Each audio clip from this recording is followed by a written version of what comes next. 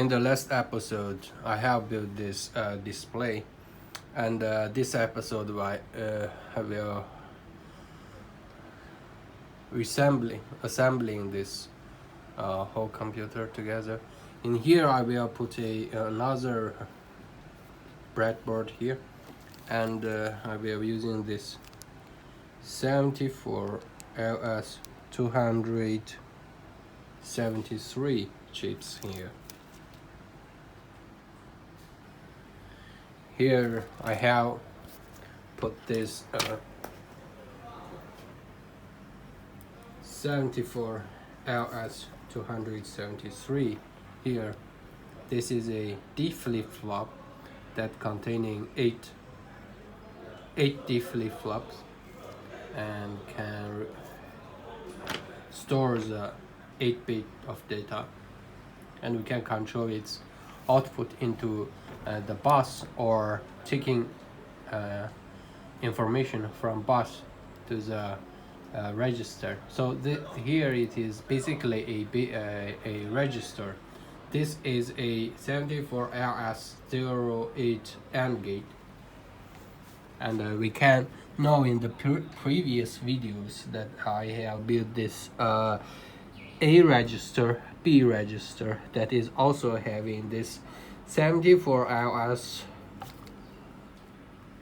245 and 74LS 173 12 173. That is 4-bit data, and we need 2 of them to combine to 8-bit data. That is it. And now here is one bus component, and I will have another one here.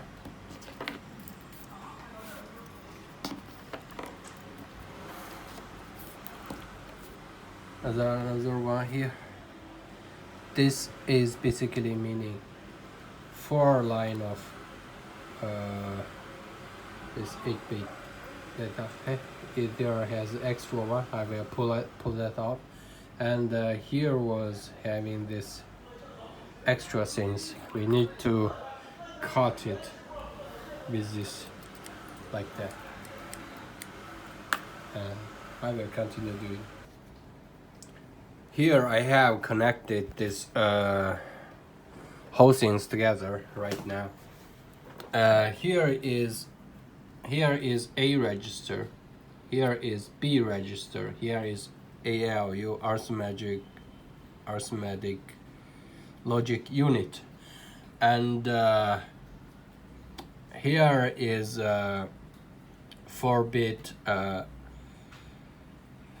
address memory register, and here is content of memory in that address, and here is instruction registers, and in there program counter also connected to the bus. Program counter is 4-bit, and the memory address is also 4-bit. So here they are connecting into the lower positions in this bus. That is whole picture here, and I will also connecting some resistors into this bus in each line, because we need to, when there is no voltage in this bus main road, we need it is into 0 position, so we need connect it into the ground with a resistor. See you later. Here I have connected this bus with this resistor, but now I need a indicator for the signals on the bus, so I have bended this LED, and I will soldering it together like this. Okay, see, yeah, I will going to do it. There is this. Here I have built this connecting these other pieces. This is I soldering this indicator for the bus signals and these resistors, and I have connected all the clock modules to all these components, and I will build add extra breadboards in here. That's it.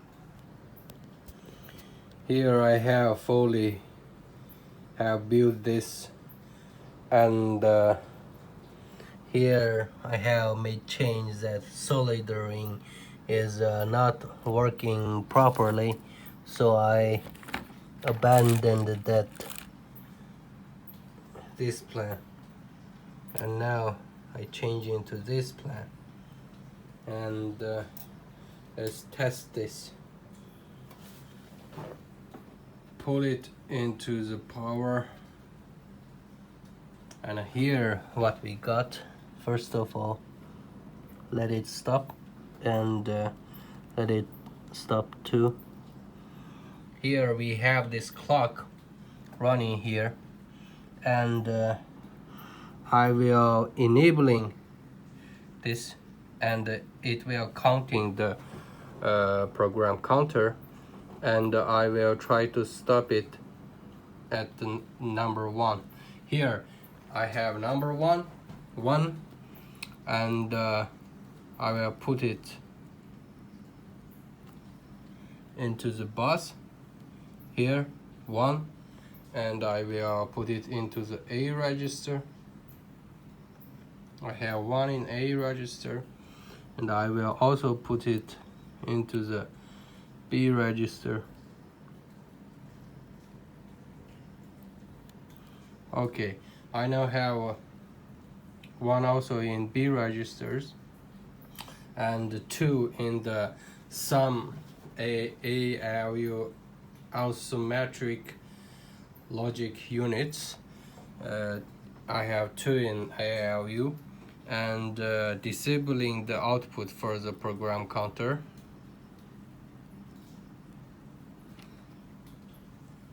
And now output the result of the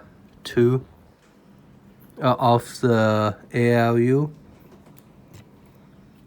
Here 2, and input the number into this, and it's begin to counting, and we can adjust the speed.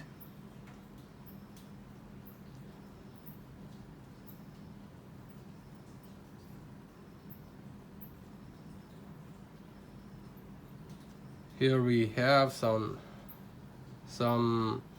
counting problems. I will going to solve it later, and here it's done. The bus is working, and the problem, I think it's voltage problem for the power. If its power is more powerful, then it can be run this for computer, because here we have a lot of resistors in this circuits, because we have a lot of cables. That is it, I think so. See you later then. Great work.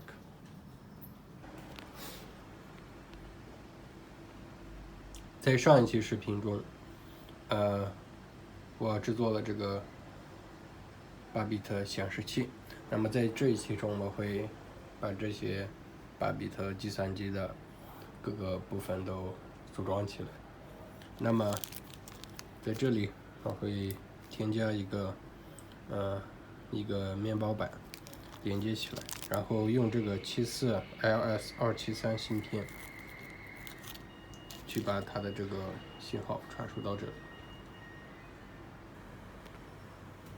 这里我们做了一个寄存器，这是74LS273，由8个 flip flap 组成。然后这是74LS08，这是合门 AND gate。在这里我们前面做过这个 A 计算器、B 计算器，然后这个是程序计数器，计算器，和计算器，那么在这里是一样的，它也是一个计算器，跟这个 A 计算器、B 计算器一样，只不过在这里把这个74LS173换成了74LS273，这就是区别。然后这里是一个总线，就是桥，我们在这里会连一个桥，然后把它们的数据都输出到桥上，再从桥上把数据读入到这个计算器当中，然后再通过指令对它进行运算，然后再通过指令在这个显示器上展示它的这个运算的过程和结果。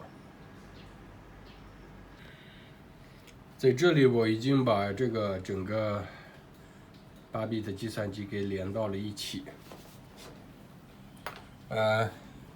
这里是 A 计算器，这里是 B 计算器，这里是 ALU Arithmetic Logic Unit， 这是相加相减计算中心。这里是4比特的地址计算中心。这里是每个地址中的这个内容的计算中心。这里是指令计算器。这里还把这个程序计数器也给连到了这个总线上面，这个桥上面。那这个程序计数器和这个地址计算器，它们都是4比特的内容，所以把它们连到了这个低位的总线的位置上。那么这就是它的整体的样子。由于在介入线路中，当没有信号在这个总线上的时候，不在这个总桥上面的时候，我们需要把它设置为0电压，所以需要在对它的每列上连一个电阻，然后把它与地线相连。那么我们继续。我已经把这个桥上面已经用这个电阻器给它连起来了。那么现在我要对它制作一个就是指示器，用来展示这个8比特这个桥上面它这个每列中有什么信号。那么现在我需要把它焊接起来，这么焊接。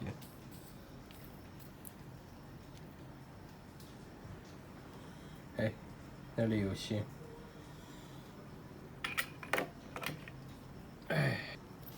这里我已经把这个桥已经连接起来了，这里指示灯已经连好了，然后这个时钟已经连到了所有的模块。那现在我会在这里添加几个这个面包板。这里我已经把这个8比特计算机给组装好了。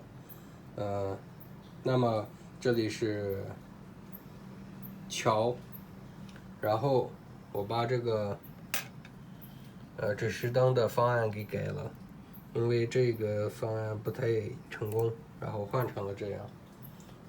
那么现在我们可以充入电源。好，电源现在是时钟在亮，时钟亮之后，我可以控制这个计数器的数字，我想要1的时候停止它。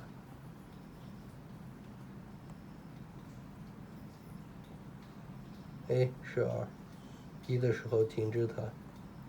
好，我有了1，然后把它输出到这个桥上。好，桥上有了1，有了1之后呢，把1输入到 A 计算器。然后 B 计算器里有这么多数字，然后再把1输入到 B 计算器。输入 B 计算器。好，现在 B 计算器有1，A 计算器有1，然后这个 ALU 计算单元它是2。那么现在可以把这个程序计数器的输出功能关掉。好，现在把这个计算逻辑单元的值输出到这个桥上。好，桥上有了2，有了2之后，对 A 计算器进行输入。好，这样它就可以输入这个数字，那么这里就可以开始计数了。好，它这个数字是展示的，它这里计算的是什么结果，它就会展示什么结果。现在是它的整个这个桥的功能是正常的，然后有一些线路，它的这个电阻比较大，所以我后面需要改进一下。然后它这个计算单元，有些部位好像是对这里计算的不是很清楚，也需要对它进行改进。不过这一期呢，我是主要把这个组装给成功组装了。这个计算机，它这上面我用的这个线呢，它可能这个组织，就是它的这个电阻的组织，不是对这种小型项目，能够达标，所以它出现了这种状况。后面我会努力去改进它。好，这一期是成功的制作成功了我们这个想要的组装的部分。那么那就继续加油吧。Алдыңғы реткі бөлімшеде мен мына 8-bit көрсеткіш жасадым. Ал енді мына реткі бөлімшеде мен мына компьютердің барлығын құрастырам, барлық бөлімшесін құрастырам. Ал енді мына жерге мына жаңа мынандай істететін бөлімшесін мына жерге қоям. Одан кейін мына 74 LS 273 чипті істетіп, мынадағы информацияны, адрес информацияны мына жерге қойып, содағы мына санды көрсетеміз.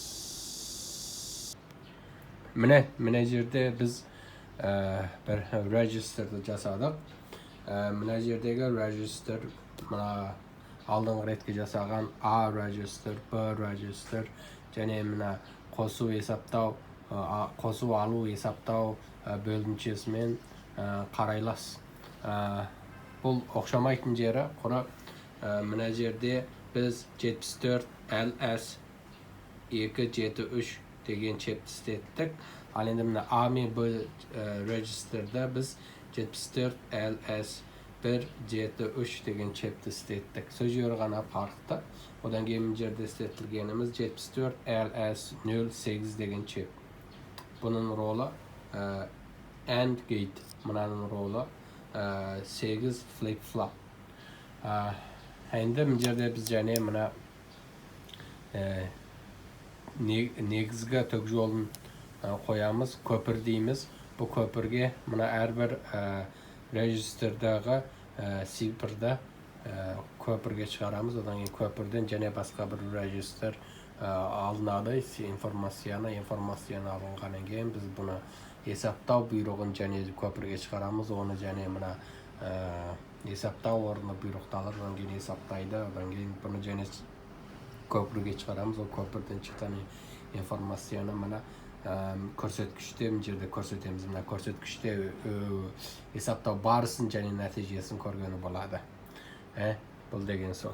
Мына жерде одан кейін мына әзір мына жасаған мынауымыздың мына жерден мындай артық мындай бүртейіп шыққан жері бар екен. Соны біз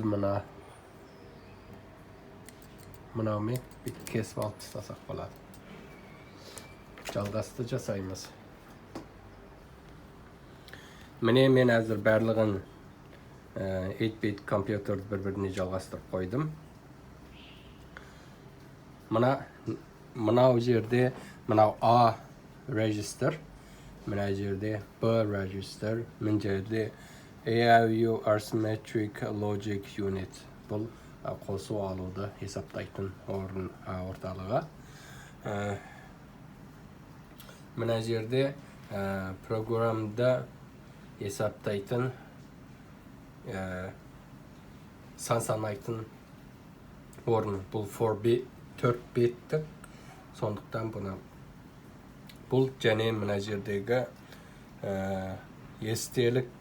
адрес естелік регистр мен мына программаны санайтын орталығы екеуде 4 биттік болғаннан кейін төмен орындағы мына жолға жала қойдым.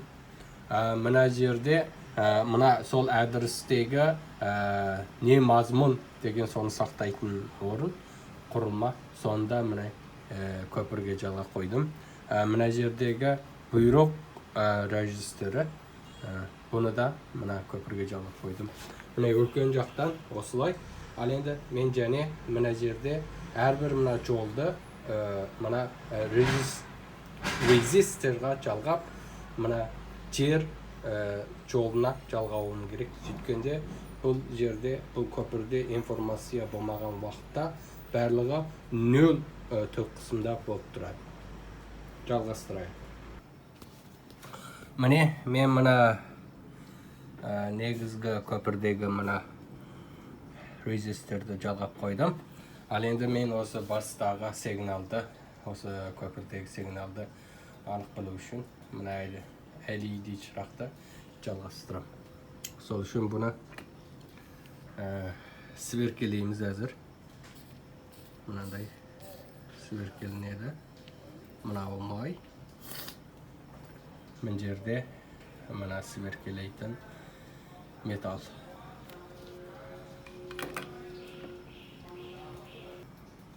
Мінекей, мен мынаны құрастырып болдым. Мына көрсеткіш сигналды да мына жерге қойдым. Ал енді істейтінім. Одан кейін мына сағат сигналды да барлық бөлімшеге жалғастырып болдық. Енді істейтінім мына жерге бірнеше мына breadboard'ын жалғау. Осылай. Міне мен мына 8-bit breadboard компьютерді жасадым.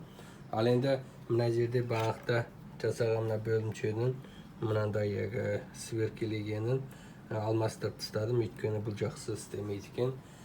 Сондықтан бұлай жаңа бір мына нені істетіп бөлімшесін соған қостым. Ал енді мына жерде енді біз бұны түкке соғып, түкке жалғап сынап көрейік. Мына жерде істелі жатыр, бұны өшіріп тұрайық.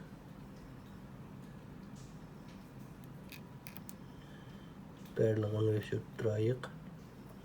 0 деп тұр.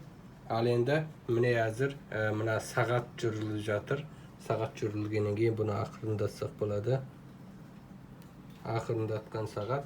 Одан кейін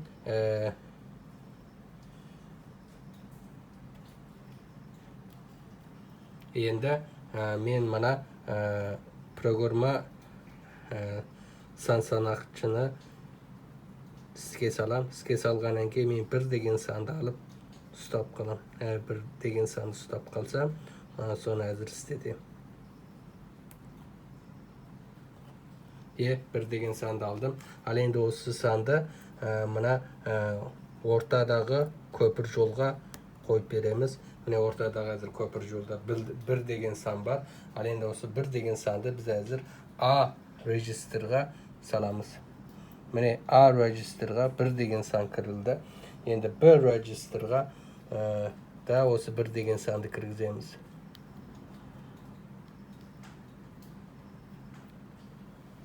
Міне B регистрде де бұда да бір деген сан болды.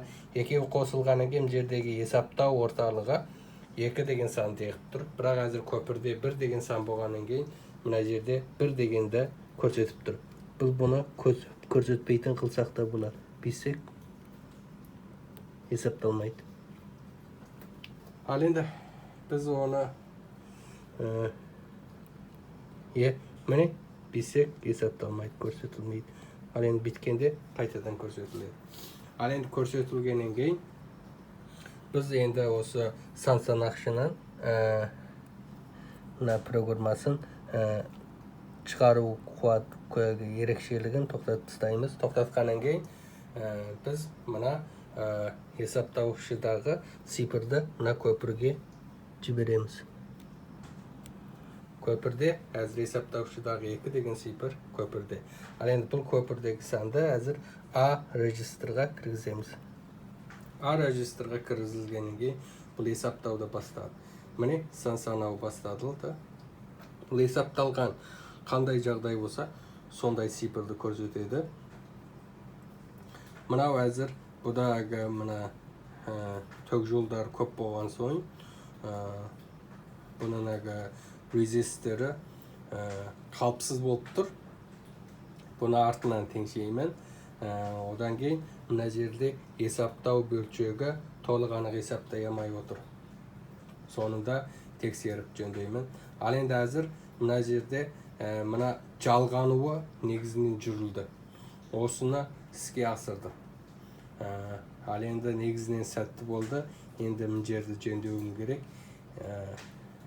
Мына сымдар, мына төксімдар, мына кішкене мынандай төк жолының мына резистор талабына тошпауы мүмкін. Сондықтан бұған кішкене өзгеріс жүргізіп сынап көреміз, қалай жүрген бола ма екен. Негізінен айтсақ, бұл реткі сынақ сәтті болды. Күшті